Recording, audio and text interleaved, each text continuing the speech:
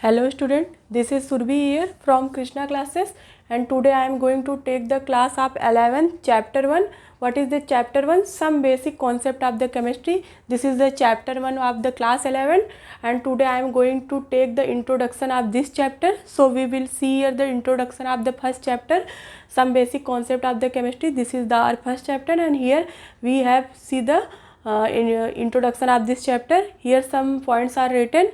So step by step we will discuss here the introduction of this chapter. What is the introduction of this chapter? First point is the importance of the chemistry. What is the importance of chemistry? This is the first point of this chapter. And second point is the nature of matter. What is the nature of matter? You know very well in your previous class 10th, what is the nature of matter. Matter is made up of so many particles, so many small particles.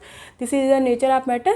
We will see in this class also the nature of matter. And next point is the properties of matter and their measurement. What is the properties of matter? You know very well, you have studied in class 10th also. What is the property of matter and their measurement? What is their measurement? When we measure the matter, then what is the how we measure the matter, we will discuss in this chapter.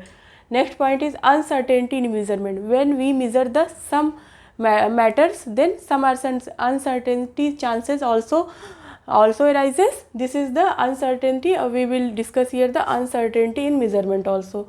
Law of chemical combination. What is the law of chemical combination? This is the next point of this chapter.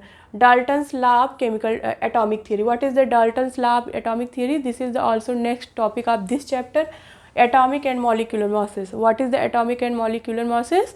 Is the next topic of this chapter.